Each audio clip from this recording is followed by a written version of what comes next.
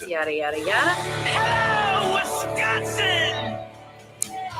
Hello, Wisconsin. Welcome back to As Goes Wisconsin, the 11 o'clock hour on this very smoky Tuesday. Please don't go outside if you don't have to. Dan Schaefer, he's like, well, how are you dealing with this? And I was like, oh, because I'm pregnant and maybe you should be wearing a mask if I'm going to be outside. So maybe I should. Oh, I guess he wasn't asking me. Oh. Whatever. But yeah, take care of yourself because it's hard to see the sun today, and that is because of the air quality happening from the fires.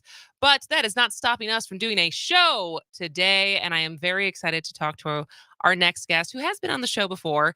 But Phoebe Petrovic is an investigative reporter at Wisconsin Watch, who focuses on the threats to democracy and civic equality for women and LGBTQ people. And her recent series throughout May was on voucher schools. And we talked a little bit about it, I think last month or the beginning of this month, basically asking, are you comfortable with your tax dollars going to private schools that can legally discriminate against some kids? And that was what the 4 different articles highlighted. And so I'm so excited to talk to you about this, Phoebe, because this was quite the undertaking. And I guess, is that the simplest way to sum it all up, is basically that these schools can take public money and then are just not held to the same standards as the public schools are?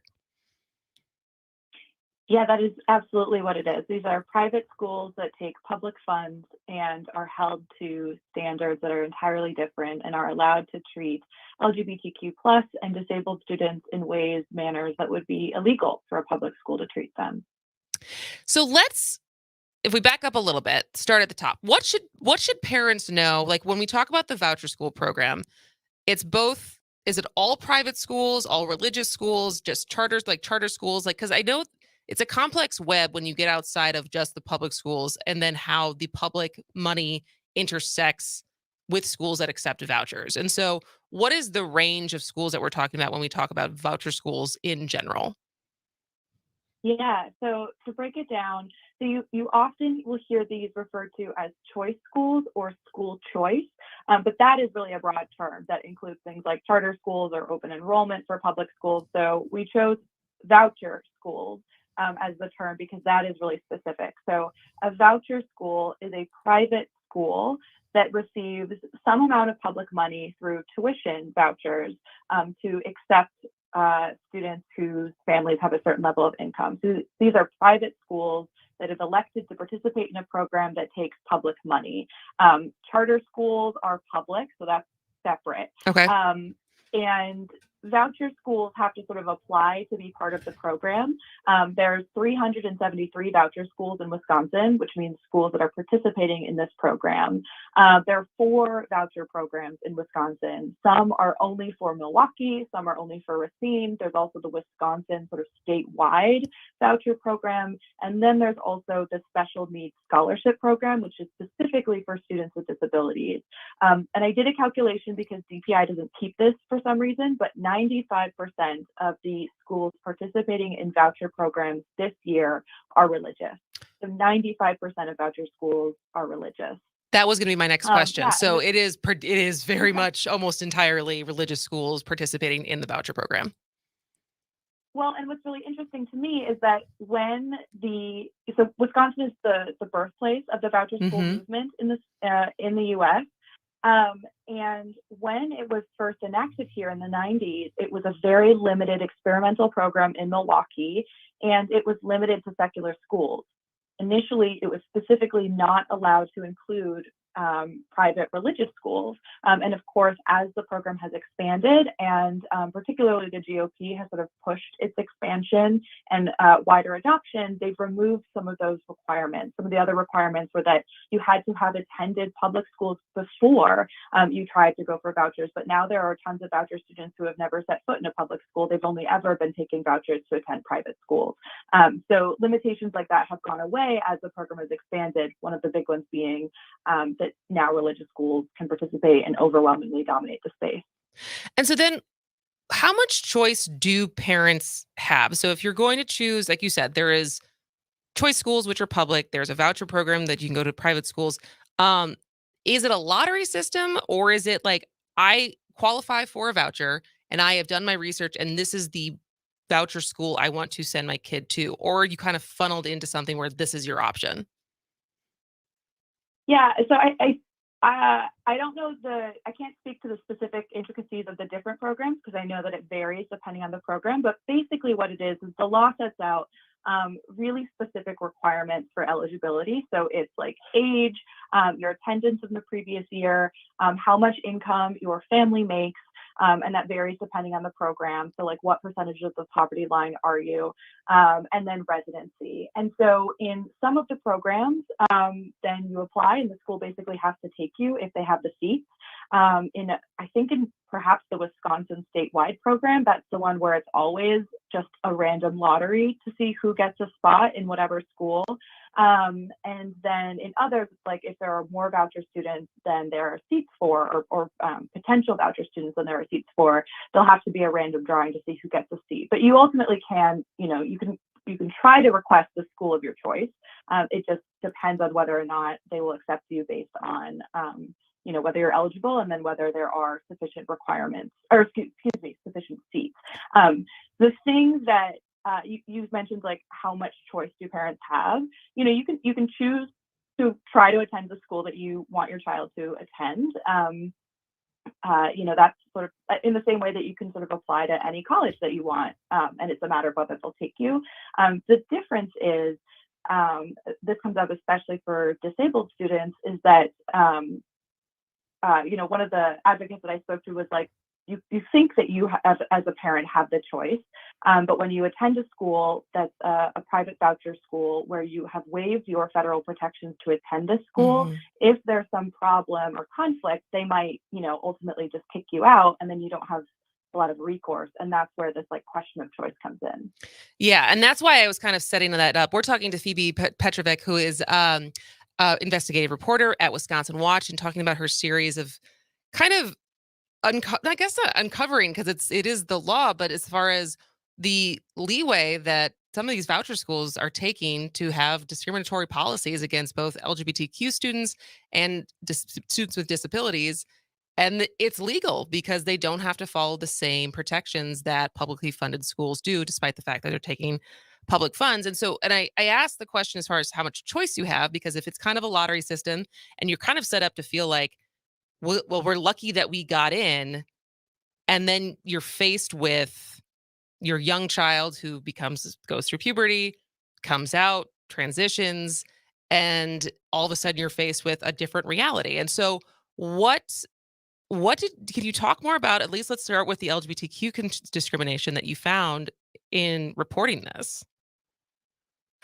Yeah, so this really ran the gamut. So I looked at, for context, I looked at a third of the voucher schools in Wisconsin. I would have liked to have looked at all of them, but I didn't have time. Yeah. And we found that nearly half of them, 4 out of 10, had policies or statements that were discriminatory towards LGBTQ students. Every single one of these was Christian, mostly Lutheran and Catholic, but some other denominations. And all of them cited religious principles for their LGBTQ discrimination.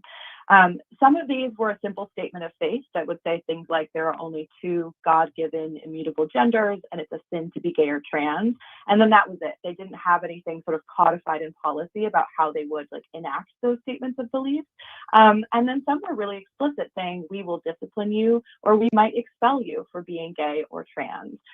Others said that they refused to use the pronoun or chosen name of a transgender student, or they would deny them access to transition-related medication or to facilities that aligned with their gender identity. And I also found a couple of select instances where schools had sort of additional voucher admissions policies that were explicitly anti-LGBTQ when it came to voucher students, which that appears to be illegal. The important thing is that you're not allowed under Wisconsin state law to discriminate against LGBTQ students or disabled students in admissions.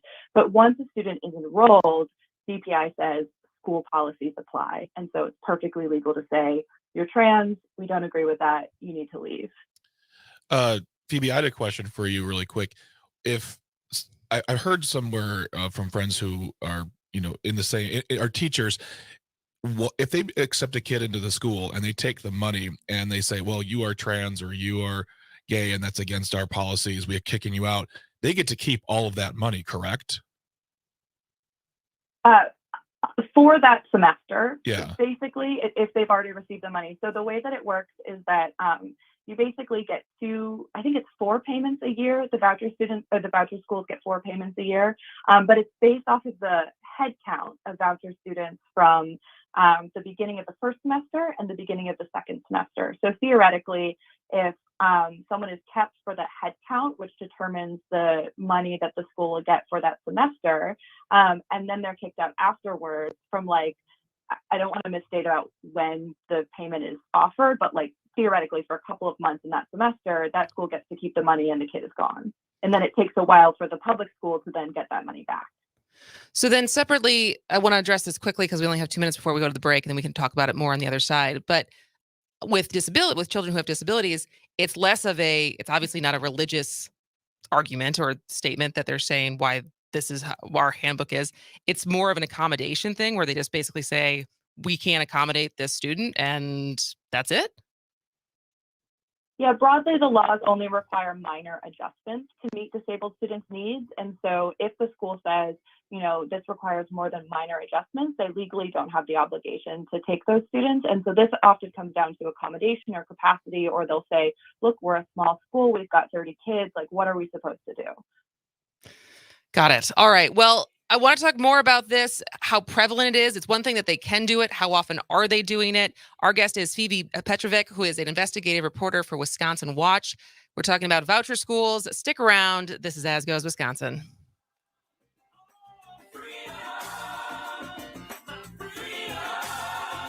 It's 66 degrees.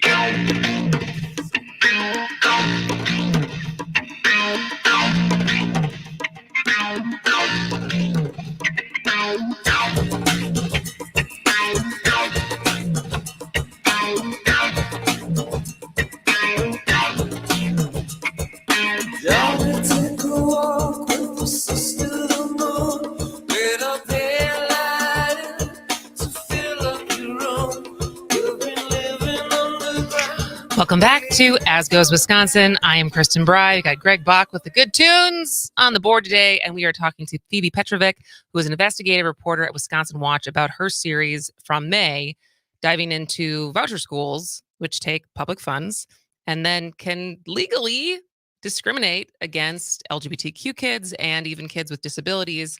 And that on its face does not seem fair or good considering the standards that we hold public schools to. But Phoebe, there's one thing that they can do it. How often is this actually happening? Because I know in your story, you highlighted a couple stories where it did happen, but did you come across many stories of people who were actually expelled or threatened with expulsion?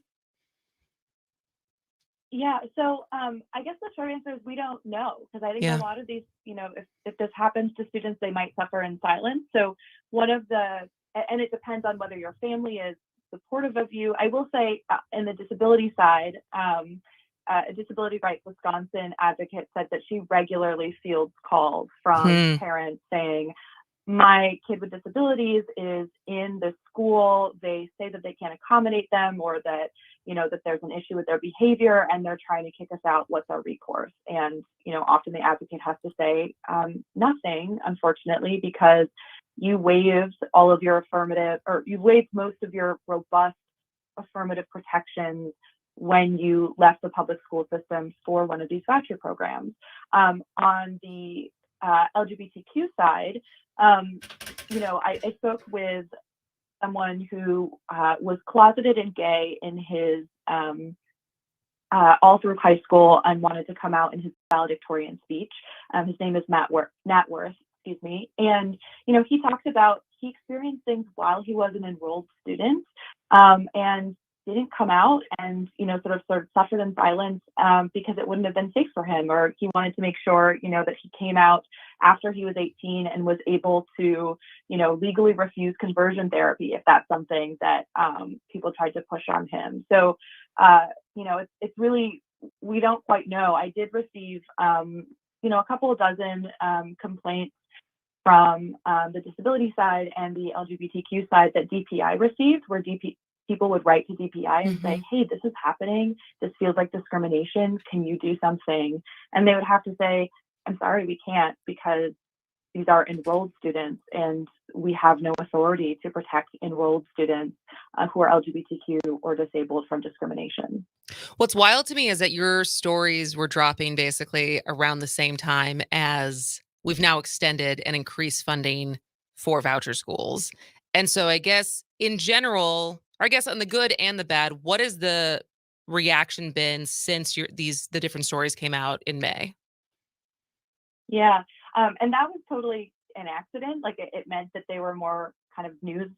They were relevant, but we've been working on this for a while. Oh yeah. No, I know. I wouldn't mean that they were causal, but it's like, I feel like my perception was like these dropped, which felt to me like a big deal, and then to like have the follow-up be, but they're getting more money. I was like, oh man, that sucks. Yeah. I mean, I can say that we got pushback from people in the school choice movement even before the stories published, when they had just heard about our reporting really early on. And I think this is borne out by the way that people have responded. The stories seem to really anger this network of right-wing think tanks and law firms in Wisconsin that have invested significant money in vouchers. So they seem to be very upset, and now the state, Governor Evers has signed this sort of funding boost, and they're calling it a win. So, on that side, folks were really angry, but, our position was, this is important information that people need to know about. I don't think a lot of people understand that this is what the voucher program entails, and this is what our taxpayer dollars are funding, and we should consider all aspects of the program when we consider whether or not we want to fund it, to continue funding it or to fund it more. I got some really heartfelt notes from students at some of these schools who said basically like, thank you for seeing me and speaking to what I'm experiencing.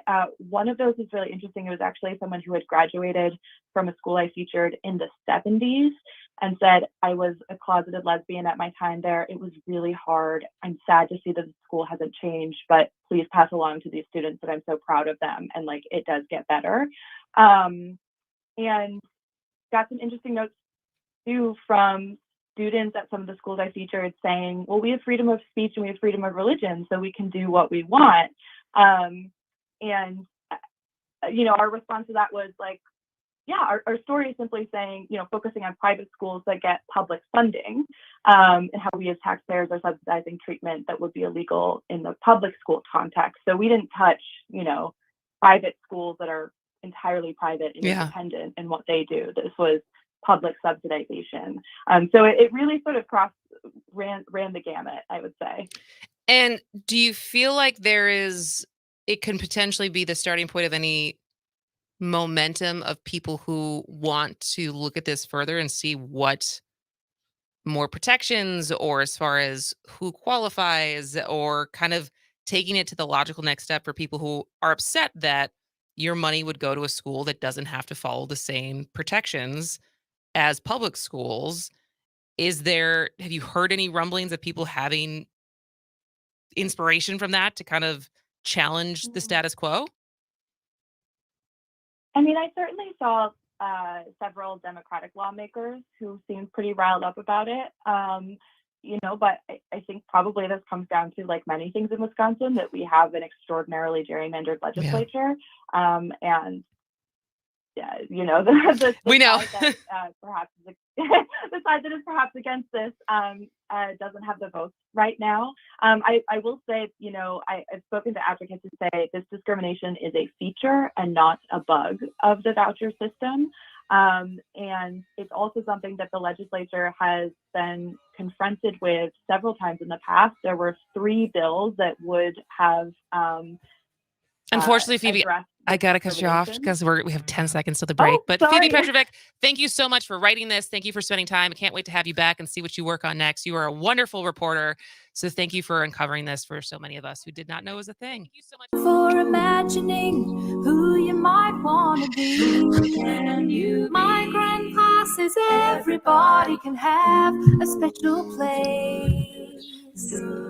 So let's dream together, wish together, and be someone new today. I wanna be a mermaid with golden hair, riding dolphins to the shore. I wanna be a rainbow fish that swims. Welcome back to As Goes Wisconsin. I am Kristen Bry. Greg Bach is on the board today. Greg, what do you think is more coveted by children when it comes to the fantasy creatures of a unicorn versus a mermaid? Oh my good gravy. I know with my niece, it's pretty even. I mean, I would say I'd probably, because I'd probably want to be a mermaid because I love swimming. Okay. Yeah. I could see you as a merman. I love a strong merman. Well, I ask because did you know that you can see mermaids? What? You can actually see mermaids and go see them like at the Discovery World Aquarium. In fact, you can see our next guest sometimes at the Discovery World Aquarium, Mermaid Echo, also known as Echo. Welcome to the morning. show. Good morning. Good How are morning. you? I'm so good. I have heard basically every mermaid related song in the world, and Greg, I have not heard that one. So I'm impressed. I'm not kidding you. Like I looked mermaid songs and it was basically The Little Mermaid entirely. There you go. Well done. So, that was a fun song. Echo is an internationally award-winning educator and entertainer who's been running Mermaid Echo Entertainment since 2016. And this is an audio medium. So it's hard because we met at a TikTok like local thing in Milwaukee. I started following your account and seeing the transformation you, Echo, go into being Mermaid Echo. You look like a cartoon almost, and like the makeup you put on and what you can do underwater between your movement and how you hold your breath and everything. It's such a transformation. But I guess, how would you describe to someone who is listening right now what it is you do as a mermaid entertainer?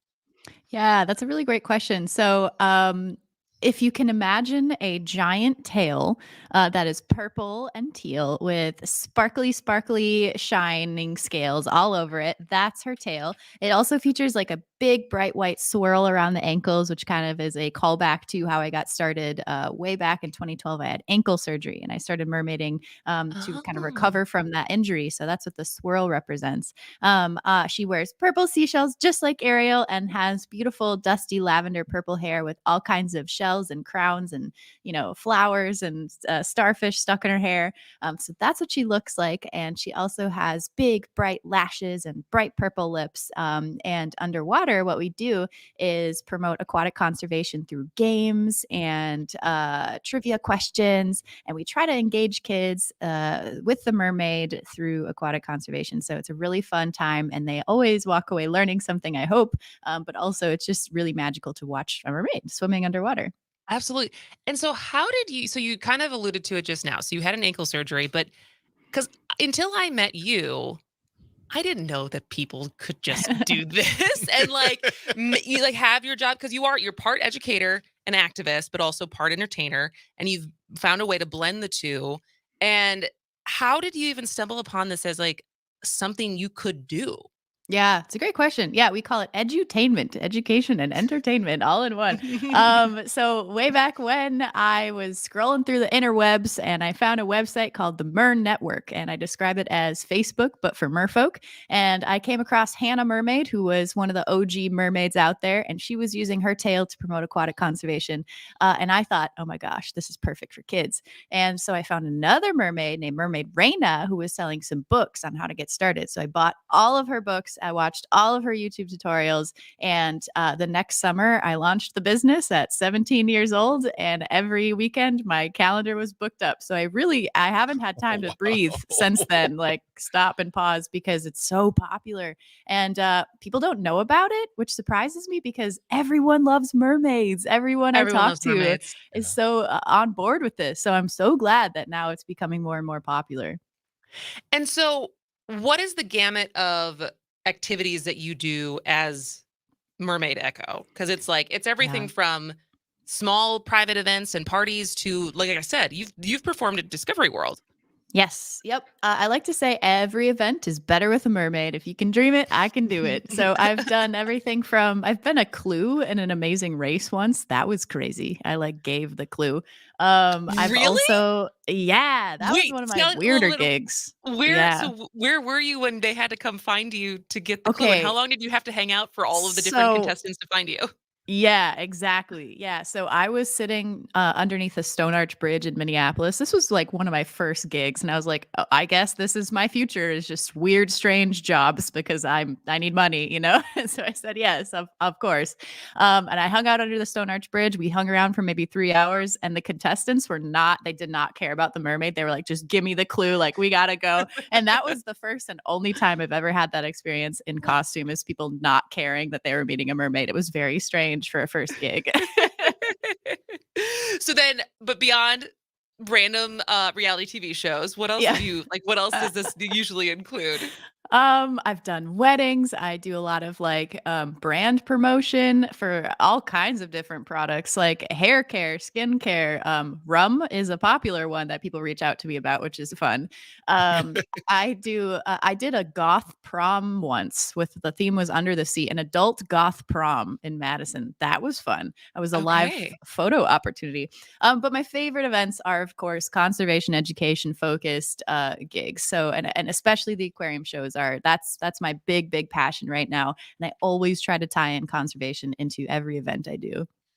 And I think I highly recommend following Echo on social media and seeing what it is well, Mermaid Echoes is she, but she does when she's underwater in that watching you because it's not just you're in a pool at a kid's birthday party. You are in the aquarium, and there's I think probably one of your videos on TikTok that has the most views is when one of the fish just like Carl, yeah.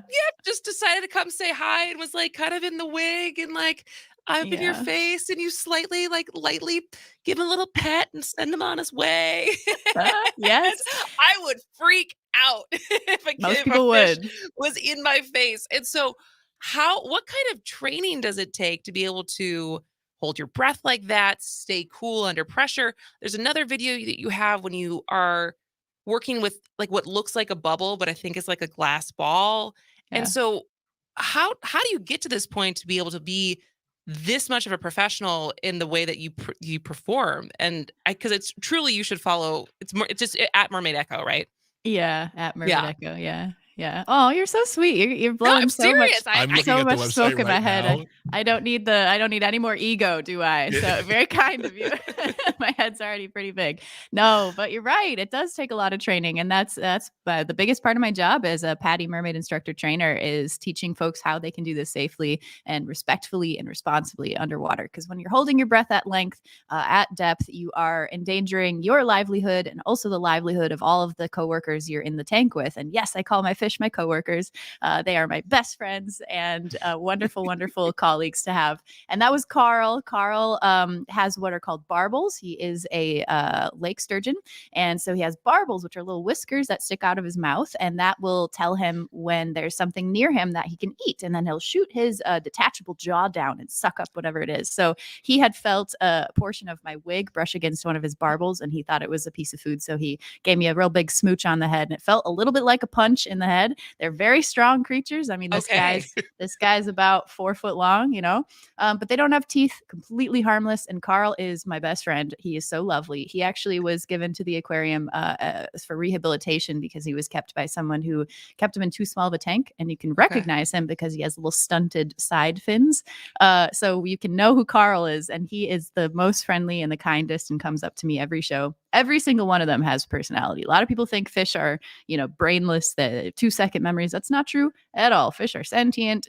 Sturgeon are just like little puppies. They have about the same attention span and brain ability as a dog or a pet, maybe a dumb dog, maybe. But yeah. I've met some of those. Yeah. Still lovable. maybe like a terrier. No, I'm kidding. I love terriers. Ooh, shots fired. Ooh, yeah. Fish are my creatures, not dogs. But no, but yeah. So I do use a contact juggling ball. It's made of acrylic, not glass. We don't take glass in the aquarium. Yeah, it's just a lot of training, a lot of practice, and most importantly, learning from the pros. So I sit down with the aquarist a lot, and I go, hey, what do I need to know? What equipment can I use in the tank? What can I not do? What is safe? What isn't safe? And practice, practice, practice, practice. And if anyone is interested in doing this, I highly encourage them to get some professional free dive or mermaid training through Patty. So that's kind of how I do the quick overview breakdown of how I know what to do. It's a lot of Absolutely. practice. So then, but also your passion, as you said, is environmental activism, environmental conservation, and teaching, especially talking to kids about it. And so sometimes it's purely entertainment, but as much like you said, your favorite is when you can actually talk to the kids. And so what does that look like when you're in character, but talking about more than your buddy flounder? Yes. Yeah. So in the aquarium, I can't see or hear anything. So I write the Mhm. script and then we just start the show. And we just have a very good rapport and trust on how the timing of the show works. But I'm not the one talking to the kids, right? I'm under the water. So So when kids go to like Discovery World, there's an audio yeah. playing while you're. Oh, I didn't realize that. Well, Okay. so I have a team of about 5 people that are there doing the show with me. You are seeing Echo perform and then hearing an aquarist do the script. So I write Got the it. script Okay. and work with the aquarist to promote whatever we're promoting that month. Sometimes it's microplastics, sometimes it's like water access. I think that's what it was last month, stuff like that, freshwater topics. And then they will go through the script with the kids. So there's like games that we play. But yeah, you're listening to someone talk through the show and play games with you and kind of teach you about whatever Echo is teaching you. But I'm just kind of trusting them that we're on the same part on the script based on what we've practiced and everything Yeah. like that. So you're definitely still learning. It's definitely a show, and she does an amazing job. Usually, who I work with is Alexis at Discovery World. Shout out, Alexis, you're phenomenal. And we put on a good show, but not always am I under the surface, like you said. Sometimes I am Echo above the surface, and then I teach a story about microplastic pollution from the character of Echo verbally to the kids as well. So then also in your real life, this is also part of you write curriculum. This is also part of what you want to be doing beyond just your mermaid life, right? Yeah, 100%. Yeah, absolutely. So I am going to school as a master's student right now at the School of Freshwater Sciences at UW Milwaukee. I'll be graduating December, and I study ichthyology, limnology, and hydrology, everything to do with freshwater sciences. And I hope to kind of give myself a scientific base to the science communication base that I already had with my degree in journalism from Madison. So I worked as a science communicator for the DNR for a while, as well as some other magazines and things like that. And I just realized I wanted to be the scientist. And I also realized that Ah, I was kind of lacking the scientific education that I needed in order to truly teach kids about how they can be aquatic stewards. So that's why I decided to enroll in the school at Freshwater Sciences. And it's so exciting. I love it. I love my classes. I'm learning so much. It's also really hard, but I'm surviving. the barrier to entry for I always think I was like, would I go back to school? And it's like, God, that sounds really hard to go back to studying and taking tests and writing papers and be like, why am I doing this? Yeah. Yeah. But so what is the bigger, like, is the goal, at least for now, because obviously it changes, to continue to blend it all together and do Yes. everything you're learning in your master's program right now with mermaiding and just keep growing it as edutainment? Yes, my goal is to bring the shows that I'm doing in the aquatic conservation curriculum that I write to kids who don't have access to a ticketed event. I want Got to build a tank and have a traveling mermaid tank show around the Midwest that will come to schools that maybe are in lower income or less affluent areas and do the show for them for free. Right now, we have a monetary barrier to that. The tank is $10,000. So if anyone believes in this cause, and wants to donate, let me Get know. that GoFundMe up. Yeah, I know, right? So that's my next step. Yeah, it's a traveling tank show for sure. Oh, that's amazing. All right. Well, in the minute that we have left, where can people see your next show? All right, July 15th, Discovery World shows at 11 and 12:30. It is going to be our biggest production yet. We are doing a full-on underwater play. No one has ever done it before. So come see us. Come have a fun time with Echo. gonna be a good Oh, time. that's so I don't think I can go to Yes. Discovery World without a child, so I'm gonna have to take my Yes, niece. you 'Cause I can. think you can? Okay. Yes, you can. So many yes. adults come see my shows. Great. I love it. can't wait to see it. Yeah. All right, Mermaid Echo, thank you Thank so you. much for telling us about everything you do. Definitely go find at Mermaid Echo on social media. Thank you so much. Thank you so Have a much for great having day. me. Yeah, you too. All right, Thanks. we're gonna take one more break and then wrap up the show. This is As Goes Wisconsin.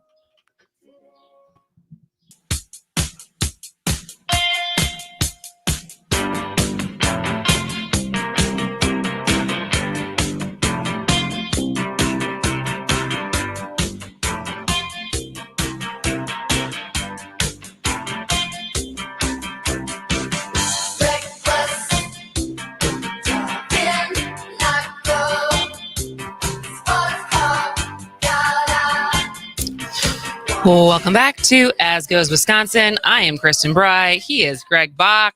Did you have a theme for today's music, Greg?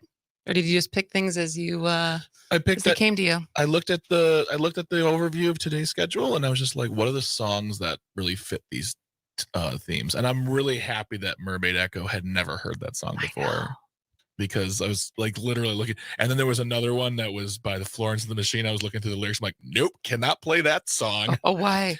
Has some questionable lyrics, Mm. but just a little too over the top for. Wait, which Florence and the Machine song is about a mermaid? I don't remember right now. Go look. Yeah, One of the best concerts. I've seen her twice. really. She's unbelievable. Very good. Love it. I still can't answer this question. And I think they went to the same conservatory. Yeah. But when you think of Florence Henderson, right? Yeah. Is that her last name? No, that's you're thinking. That's the mom Brady from Brady Bunch. Bunch. What's Florence's last name? I thought it was Machine. It's not Machine. I'm totally blanking. I'm gonna blame the baby. She was the same conservatory as Adele. Welch. Thank you. And I've always wondered, because they have such different voices. Like, how would you ever ask who is a better singer of those two? Because they both have I've seen both of those women in concert, and they are two artists that sound better in person than on the album. Yeah. They're Powerhouses, but very, very different voices. And now I'm curious of what her mermaid song Could you was. imagine a duet between them, like just a cappella duet of any song they have? And it'd be interesting to see if their voices complement each other, though. Yeah. Because I saw a couple different duets with Kelly Clarkson and Pink. Yeah. Which was incredible. Oh my gosh. Pink was on Kelly Clarkson's show, and they just kind of sang a cappella some of Pink's songs. Yeah. And it was so good. And so I feel like those voices complement each other, but it'd be interesting to see with the different styles. I'm sure they would make it work. There's like two of the best artists in the world. This is the world of haters we live in too, by the way.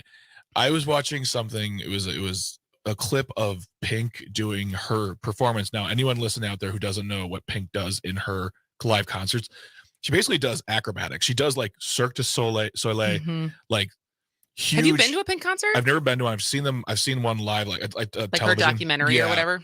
I mean, you are getting a Las Vegas show coming to your town, essentially. And we were sitting there and watching, and someone from the back just was like, "Oh yeah, that's what she has to do because she doesn't have any talent." I'm like, you are. First of all, if Pink just sat on a chair and sang with a guitar, people would sell out arenas for her. The fact that she's adding in a layer of entertainment that you don't get with any other concert, and I'm sorry, you don't think either of those things are talents? What's wrong with people? But Kristen? It's also, to me, because it's one thing when it comes to breaking into the entertainment business, that some people, dumb luck, they get a break. But if you don't have talent, you do not last. No. It just, there is no longevity for people who don't have the work ethic, don't have the talent, and also don't have the luck, right? Yeah. But this woman has been in the pop culture scene since I was in middle school. So like the 90s? Yeah. So like I think her first kind of big single was like late 90s. Yeah. And she's still selling out tours all over the world. In arenas. I'm pretty sure she has A little bit of talent. No talent whatsoever. Sorry, Kristen. Just a talentless hack. That that old Sally Pink. Don't quit the acrobats. Yeah. Old Florence Henderson. They got nothing on Pink. All right. Well, I'm trying to think. What I feel like, did any news break while we were on air? The that you Supreme saw? Court voted. I think it was 5-4 or 6-. I think it was 6-3 against. I believe it was North Carolina, and their maps. What? Really? Yeah, that just came over That was while we were. Let's see here. What breaking news did we miss while we were talking to a mermaid? How often do you get to say that? Supreme Court rules against North Carolina Republicans over election law theory. Oh, so that was Harper versus Moore. Yeah. That is really good. Yeah. So that was, yes, that is actually a really, really good outcome, because I know going into the hearings last fall, every legal scholar, including we had Jim Santel from Morning Cannolis, which you can hear on Saturdays from 9 to 11 across the Civic Media Network, former attorney, U.S. attorney. He came on the show to explain, like, this would be really, really bad. This would be really, really bad. And so the fact that, and it seemed like when the hearings happened that there was a fair amount of pushback, even from some of the conservative justices. But it's good to hear that they did rule in that the state court didn't overstep their authority. I'm still kind of mad at the Supreme Court. I'm still kind of mad at them. They're not invited at Thanksgiving this year. Sorry. I feel like they came out with there was a different, I saw on Twitter. I think there was also a case that they decided with Norfolk Southern. So I know on Friday this week, we are going to have a Supreme Court legal expert from UW-Madison join us to talk about, because this is basically the week. So all of the we're holding our breath on affirmative action, student loans, the bigger cases, Harper versus Moore, that we heard, the hearings happened late last year, and now this is the last week that they can come down with their rulings. So by the end of this week, there should be a fair amount to talk about as far as what does it all mean? What does it all mean? And so I will have to read more before I start talking out of the side of my mouth and not know. Show so bad. On Friday? Yeah, I probably won't be here because you have other jobs you have to attend to. Because I'm such a dork. How do you feel about day 2? Oh, you know what? Honestly, I'm feeling good. You've made it very easy. All the help between. Shout out to Calvin, one of our other producers, who's helped me a lot here during my training. Shout out, of course, to Jane Matinair. Shout out to Kristen Bry and everyone here at Civic Media. Seriously, it's been a delight to do this, and I'm happy to be a part of the team. And it is my pleasure to be here. And I like pushing the buttons and being on the old ones and twos. The ones and twos. Add this to what is all the rundown of different jobs you've had. You've been a barber. You've now been a radio producer. Yep. Brewery tour guide, stand-up comedian, comedy club owner, paperboy. There's just too many to put out there, Fred. That's a pretty wide variety, even with those 6. So yeah. All right. Well, that will about do it for us today. We'll be back again tomorrow. Greg will be here. Jane will probably be here. Yeah, we'll all be. But if not, you'll be back on the board. Friends doing a great together. job. Thank you for texting. Thank you for calling. Thank you to our guests. Thank you for being part of the show. We'll be back tomorrow. This is As Goes Wisconsin.